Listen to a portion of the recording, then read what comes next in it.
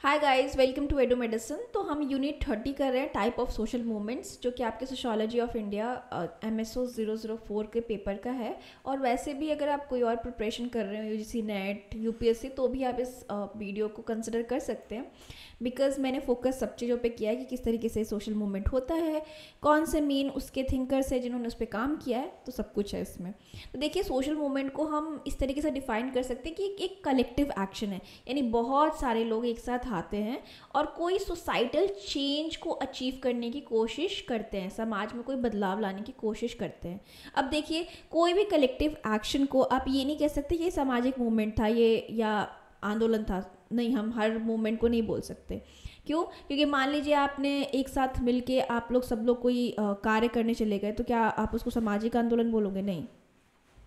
Collective actions को तभी हम सामाजिक मूवमेंट बोलेंगे जब वो कॉन्फ्लिक्चुअल होगा, ऑर्गेनाइज होगा और गोल ओरिएंटेड होगा। ठीक है, मतलब आपका कोई ना कोई एक कॉन्फ्लिक्ट या कोई आइडियोलॉजी है, आप सब लोग ऑर्गेनाइज होकर सेम गोल के लिए काम कर रहे हो या आंदोलन कर रहे हो, तब वो सोशल मूवमेंट होगा। नील्स मेल्सर ने काफ़ी काम किया सोशल मूवमेंट पे, और एक वन ऑफ दी यहाँ पे डेफिनेशन आप देख सकते हो। उसके बाद नेचर ऑफ सोशल कॉन्फ्लिक्ट, हमें समझना है कि सोशल कॉन्फ्लिक्ट का नेचर क्या होता है। देखिए, कोई भी सामाजिक आंदोलन या कोई भी इस प्रकार के मूवमेंट या कॉन्फ्लिक्ट तभी होते हैं जब ग्रुप के बीच में स्ट्रगल होता है, यानी दो प्रकार के ग्रुप डिवाइडेड हैं, उनके बीच में स्ट्रगल हो रहा है। किस चीज़ के लिए? रिसोर्सेज के लिए, पावर के लिए और वैल्यूज़ के लिए। अब तीनों वर्ड को समझते हैं। मान लीजिए दो ग्रुप्स है, एक अमीर है और एक गरीब है। गरीब के पास खाने की भी कमी है और अमीर एकदम रईसी में जी रहा है। तो यहाँ पे रिसोर्सेज का जो संसाधन का जो बंटवारा हुआ है वो प्रॉपरली नहीं हुआ है, और यहाँ पे आंदोलन उभर सकता है। वहीं पे बात करें पावर का, जो अमीर वर्ग है उसके पास सारी शक्तियाँ, जैसे चाहे जो चाहे जिसको घुमा सकता है, जो चाहे वो कर सकता है। वहीं गरीब के छोटे छोटे जो काम है वो भी नहीं हो पा रहे हैं, तो आंदोलन हो सकता है। एंड वैल्यूज़, यानी ये जो अमीर और गरीब, मतलब मैंने अमीर और गरीब को एग्जाम्पल दो ग्रुप के तौर पे इसलिए रखा है कि आपको समझना आसान हो। ये बहुत सारे फैक्टर्स पे हो सकता है। वैल्यूज़ यानी दो ग्रुप से जिनकी विचारधारा नहीं मिल रही है। अमीर वर्ग को वेलफेयर नहीं करना, उसे गरीब की सहायता नहीं करनी, या ऐसा समाज नहीं बनाना जहाँ पे सब बराबर हो। वहीं हमारी वैल्यूज़ ऐसी हैं कि समाज में हर किसी को इक्वालिटी मिले, बराबरी मिले। तो हमारे जो वैल्यूज़ हैं, विचारधारा है, जो पर्सपेक्टिव है, वो मैच नहीं हो रही, तो भी सामाजिक कॉन्फ्लिक्ट्स हो सकते हैं। लुइस कोजर ने स्टडी किया है कि मतलब डिफाइन किया है कि कोई भी कॉन्फ्लिक्ट क्या होगा जब हम अचीव करना चाहें एक ऑब्जेक्टिव को और राइवलरीज को कम करना चाहें। ठीक है, जैसे मैंने वैल्यूज़ का एग्जाम्पल दिया। हमारा वैल्यू क्या हो सकता है कि समाज में इक्वालिटी आए, हम इसके लिए आंदोलन कर रहे हैं, तो हमारा ये ऑब्जेक्टिव हो गया कि हमें समाज में इक्वालिटी लाना है। पर इसके राइवल्स हैं, जैसे मैंने बात किया, जो चाहते नहीं है कि इक्वालिटी आए, वो ऑलरेडी अमीर है, वो नहीं चाहते कि उनकी प्रॉपर्टी उनसे छीने। तो इनको हम जब भी इस तरीके का कॉन्फ्लिक्ट अराइज होगा, तो हमारा एम क्या होगा कि समाज में, हमारा ऑब्जेक्टिव कि समाज में बराबरी आए, और साथ में जो हमारे राइवल्स हैं, यानी जो चाहते हैं कि बराबरी ना आए, वो भी न्यूट्रलाइज हो, वो भी कम हो। ठीक है, इस तरीके से आप समझ सकते हो। अब किसी भी सोशल मूवमेंट के क्या की एस्पेक्ट हो सकते हैं। देखिए, हर तरीके के कॉन्फ्लिक्ट को, हर तरीके के स्ट्राइक को या इन सब चीज़ों को हम सामाजिक मूवमेंट नहीं कह सकते। मैंने ऊपर ही बताया कुछ तरीके के कॉन्फ्लिक्ट होते हैं, जैसे कि परिवार में आपका कॉन्फ्लिक्ट हो गया, आपके भाई से लड़ाई हो गई, आपके फैमिली में प्रॉपर्टी को लेकर लड़ाई हो गई, तो वो एक तरीके का फैमिली डिस्प्यूट रह जाएगा, वो आंदोलन नहीं बन रहा है। वहीं पे कहीं ना कहीं कुछ आंदोलन ऐसे होते हैं जो कलेक्टिव एक्शन के लिए जाते हैं, जैसे कि आज़ादी का आंदोलन हो गया, या निर्भया कांड के बाद जो आंदोलन निकला था महिलाओं की सेफ्टी के लिए, एम्पावरमेंट के लिए, वो आंदोलन हो गया। तो इस तरीके से।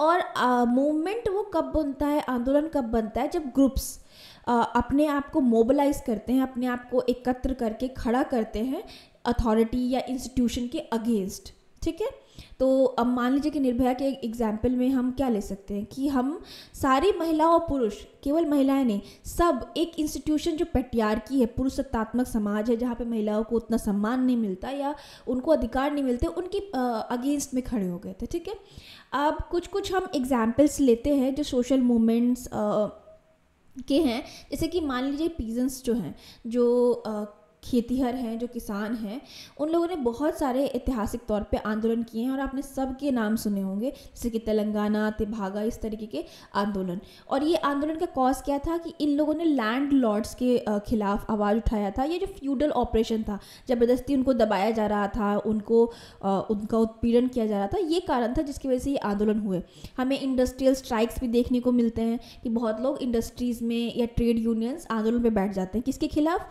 पूंजीवादियों के खिलाफ या अपने एम्प्लॉयर के खिलाफ, क्योंकि उनको जो अधिकार मिलने चाहिए वो प्राप्त नहीं होते। फार्मर्स के भी प्रोटेस्ट होते हैं, किसानों के, कि उनको सही तरीके के वेज मिले, सब्सिडीज़ मिले, प्राइस कंट्रोल मिले, क्योंकि उनके हाथ में कुछ नहीं है। वो साल भर मेहनत करते हैं, 6 महीने मेहनत करते हैं, पर उनको ना उस प्रकार का भत्ता मिलता है अपने वस्तुओं पे या इस तरीके से। एलन टोरिन ने सोशल कॉन्फ्लिक्ट्स को डिवाइड किया है, टाइप्स दिए हैं हमें, तो ये सारे टाइप्स हम देखेंगे। एक वो बोलते हैं कॉम्पिटिटिव इंटरेस्ट कॉन्फ्लिक्ट, ठीक है। बेसिकली क्या होता है कि इकोनॉमिक डिप्राइवेशन होगा तो इस तरीके के कॉन्फ्लिक्ट वाले या इंटरेस्ट जिसमें कॉन्फ्लिक्ट हो रहा हो, आंदोलन शुरू होते हैं। मान लीजिए कि कोई बहुत अमीर है, एकदम ऐशो आराम में जी रहा है, वहीं पे जो उनकी कंपनी में काम कर रहे हैं उनकी स्थिति दयनीय होती जा रही है, तो लेबर स्ट्राइक और इस तरीके की चीज़ें की जाती है कि उनको भी बेनिफिट मिले और वो भी थोड़ा बेहतर जीवन जी सके। आइडेंटिटी बेस्ड कॉन्फ्लिक्ट्स भी होते हैं, जहाँ पे कल्चरल, लिंग्विस्टिक, एथनिक वगैरह नीड्स होती हैं कि हमारे लैंग्वेज को भी पहचाना जाए, या हमारे भी कल्चर को भी दबाया ना जाए, या हमारे कल्चर को भी इंपॉर्टेंस दिया जाए, हमारी एथनिसिटी को भी दिया जाए। तो गोरखालैंड, शिवसेना मूवमेंट इसमें एग्जाम्पल ले सकते हैं। बहुत सारे पॉलिटिकल कॉन्फ्लिक्ट्स होते हैं जहाँ पे हम पॉलिटिकल राइट्स या गवर्नेंस रिफॉर्म मांगते हैं। कई बार ट्रेड यूनियंस करती हैं, या कई बार जैसे लोकपाल बिल को भी आप पॉलिटिकल कॉन्फ्लिक्ट्स के तौर पे ले सकते हैं। तो इस तरीके के हुए। स्टेटस एंड प्रिविलेज को लेके भी कॉन्फ्लिक्ट होता है। जैसे कि बहुत सारे ग्रुप्स जो होते हैं वो प्रोटेस्ट करते हैं कि जो हमारे प्रिविलेजेस हैं हमसे छीने जा रहे हैं, या हमको भी रिजर्वेशन चाहिए। बहुत सारे आपने देखे हैं कि आए दिनों रिजर्वेशन के लिए लोगों का आंदोलन उभरते रहते हैं, तो इसको आप इसमें एग्जाम्पल ले सकते हैं। Cultural pattern and control conflict, इस तरह के कॉन्फ्लिक्ट किस लिए होते हैं कि हम अपने वैल्यूज़ और मॉरल्स को बचा के रखें। मान लीजिए कि जो ग्लोबलाइजेशन आया, वो भूमंडलीकरण जो हुआ, उसने कहीं ना कहीं हमारी जो लोकल आइडेंटिटीज़ थी उसको ख़त्म करने की कोशिश की, ग्लोबलाइज आइडेंटिटी हमारे क्रिएट करने की कोशिश की। जो हमारी लोकल चीज़ें थी वो धीरे धीरे फेड होने लगी। और कपड़े का ही एग्जाम्पल लेते हैं, आपके यहाँ पे कोई लोकल फैब्रिक होता होगा जिसमें आप साड़ी पहनते होगे, चंदेरी सिल्क हो गया, बनारसी हो गया, इस तरीके के, लेकिन उसको क्या रिप्लेस कर दिया, आके अमेरिका का जीन्स ने रिप्लेस कर दिया। तो इसके खिलाफ जो आंदोलन होगा, ठीक है। फिर रेवोल्यूशनरी कॉन्फ्लिक्ट्स होते हैं कि हम पूरे इंटायर सिस्टम को ही ख़त्म करना चाहते हैं, हमें नहीं चाहिए ये system. French revolution, Russian revolution, Chinese revolution, ये सारे रिवोल्यूशन ये एक ही मूवमेंट में एक सिस्टम को ओवरथ्रो कर देते हैं। यानी राजवाड़ा था जिससे डेमोक्रेसी या रिपब्लिक सिस्टम आ गया। नेशनल कॉन्फ्लिक्ट्स भी होते हैं, जैसे कि इंडिया में इंडिपेंडेंस का मूवमेंट हुआ था जहाँ पे हम स्वराज चाहते थे, अंग्रेजों को भगाना चाहते थे। न्यू कम्युनिटेरियन कॉन्फ्लिक्ट्स भी होते हैं जहाँ पे बेसिकली कल्चरल जो एक्सटर्नल कल्चरल इन्फ्लुएंस है या एक्सटर्नल जो भी इन्फ्लुएंस है ना, उसको हम कम करना चाहते हैं। अब कोई भी जगह पे ऐसे रिलीजन के लोग हैं जिनको ऐसा लगता है कि उनके रिलीजन को ख़त्म किया जा रहा है, या उनकी जो रिलीजन की आइडेंटिटी है या उनकी जो पॉलिटिक्स है उस पर बाहर का इन्फ्लुएंस, यानी बाहरी देशों का या बाहरी पॉलिटिक्स का बहुत इन्फ्लुएंस हो रहा है, तो वहाँ पर इस तरीके के आंदोलन होते हैं। अब हम ना सोशल मूवमेंट को पॉलीमॉर्फी क्यों कह रहे हैं, इसका रीज़न समझिए। देखिए, जहाँ भी पॉली वर्ड आएगा ना, उसका मतलब ये होता है कि बहुत मल्टीपल चीज़ें हैं वहाँ पे। अब पॉलीमॉर्फी का कहने का मतलब ये है कि कोई भी सामाजिक मूवमेंट ना बहुत सारे फॉर्म में होता है, ठीक है। तो उसको क्लासीफाई करना कि ये कौन सा मूवमेंट है बहुत मुश्किल हो जाता है। अब इमाइल डर्कहाइम ने बोला कि क्लासिफिकेशन को हम ऐसा कर सकते हैं कि रिसेम्बलेंस और डिफरेंस के ऊपर पे बेस्ड हो। अब एक एग्जाम्पल लेते हैं, हमारा 1957 में जो आंदोलन हुआ था, आप उसको क्या बोलेंगे कि क्या वो जो खेतीहर या पीजेंट लोग थे वो आंदोलन कर रहे थे अंग्रेज़ों के खिलाफ क्योंकि अंग्रेज उनके एरियाज़ में घुस रहे थे, उनके सिस्टम को चेंज कर रहे थे, या ये एक प्रकार का नेशनल अपराइजिंग था, यानी हम क्या अंग्रेज़ों के खिलाफ खड़े हो गए थे, उनको बाहर निकालना चाह रहे थे। तो इसको समझ पाना ना मुश्किल है, या आप इसको किस कैटेगरी में दोगे। इसको क्या आप एक तरीके का जिस तरीके से हमने बोला कि किसान के मूवमेंट्स के कैटेगरी में डाल दोगे या नेशनल मूवमेंट्स की कैटेगरी में डाल दोगे, तो ये बहुत डिफिकल्ट होता है क्लासीफाई करना, क्योंकि हर आंदोलन में मल्टीपल चीज़ें भी इन्वॉल्व हो सकती हैं, ठीक है। अब अगर बात करें तो बहुत सारे स्कॉलर्स ने डिफरेंट तरीके से सोशल मूवमेंट्स को डिफाइन किया हुआ है, कॉज, पार्टिसिपेशन और टारगेट वगैरह को देख के। तो एम.एस.ए. राव का हम 3 टाइप ऑफ सोशल मूवमेंट देखते हैं, इन्होंने 1985 पे दिया था। इन्होंने सबसे पहले बात की थी रिफॉर्मिस्ट मूवमेंट की। अब रिफॉर्मिस्ट मूवमेंट में आप देखिए कि ये ना एम क्या करता है कि वो ग्रेजुअल चेंज लाए, या तो वैल्यूज़ में या लॉस में। मतलब ये नहीं है, रिवोल्यूशनरी मूवमेंट का मैंने एग्जांपल दिया था ना कि वो एक ही टाइम में सिस्टम को बदल देता है, एक ही आंदोलन में। लेकिन जो रिफॉर्मिस्ट मूवमेंट है ना, वो लगातार कई सालों तक चलता रहता है और फिर बदलाव लाता है। और ट्रांसफॉर्मेटिव मूवमेंट क्या होता है कि ये एक ही तरीके से स्ट्रक्चरल चेंज करता है, जो स्ट्रक्चर है। मान लीजिए कि हम इसमें LGBTQ का एग्जाम्पल लेते हैं, ठीक है। अब हमारे पास शादी का एक इंस्टीट्यूशन है, मैरिज का। अब ये LGBTQ आके जो ग्रुप है वो इस इंस्टीट्यूशन में, शादी के इंस्टीट्यूशन में हम क्या समझते थे शुरुआती तौर से कि एक पुरुष होगा, एक महिला होगा। अब LGBTQ क्या ट्रांसफॉर्मेशन चाहती है कि ज़रूरी नहीं है कि महिला और पुरुष ही हो शादी के इंस्टीट्यूशन में, पुरुष पुरुष भी विवाह कर सकते हैं और महिला महिला भी। तो एक ट्रांसफॉर्मेशन लाने की कोशिश कर रहे हैं। वहीं पर रिवोल्यूशनरी मूवमेंट मैंने बोला कि कंप्लीटली चेंज कर देता है, एक मूवमेंट में चेंज कर देता है। वहीं पे घनश्याम शाह ने 8 टाइप दिया है हमें सोशल मूवमेंट का। 3 टाइप हमें एम.एस. राव दिए थे, अब घनश्याम शाह ने 8 टाइप दिया है। जैसे कि पीजेंट मूवमेंट, खेतीहर लोगों का जो आंदोलन होता है, उसमें तेभागा, तेलंगाना, नक्सलाइट मूवमेंट का आप एग्जाम्पल ले सकते हो। ट्राइबल मूवमेंट जो कि झारखंड, बोडो एंड गौंड मूवमेंट्स जो वगैरह हुए हैं, उनको आप एग्जाम्पल ले सकते हो। दलित मूवमेंट्स में आप अम्बेडकर के मूवमेंट को एग्जाम्पल ले सकते हो।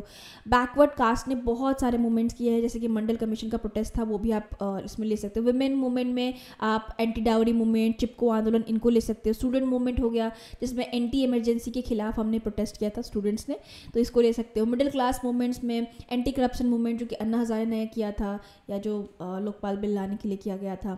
इंडस्ट्रियल वर्किंग क्लास का मूवमेंट, ट्रेड यूनियन जो है, या रेलवे के स्ट्राइक होते रहते हैं, उसका एग्जाम्पल ले सकते हो। ठीक है, वुमेन ने भी बहुत ही क्लासिफिकेशन हमें दिए हैं 3 लेवल पे। तो एक पीजेंट एंड वर्कर के मूवमेंट को इन्होंने फोकस रखा है। इसमें ये बताते हैं कि ये जो मूवमेंट होते हैं वर्किंग क्लास के या खेतीहर लोगों के, इसमें इकोनॉमिक इश्यूज़ को ज़्यादातर ध्यान दिया जाता है कि उनके लैंड को, या उनको सही तरीके से सैलरी या वेज नहीं मिल रहा है, उनको राइट्स नहीं मिल रही, इसलिए। एक आंदोलन होता है एथनिक और आइडेंटिटी मूवमेंट, जहाँ पे आपकी भाषा को लेके, अपने रीजन को लेके, या कास्ट बेस्ड राइट को लेके आप आंदोलन करते हो। नॉर्थ ईस्ट में होता रहता है, पंजाब में होता है, बहुत सारी जगहों पे होता रहता है। एक होता है environmental and human rights movement, जहाँ पे सस्टेनेबिलिटी, इक्वालिटी, सोशल जस्टिस वगैरह की आप बात करते हो। ठीक है, अभी के लिए thank you so much, have a nice day.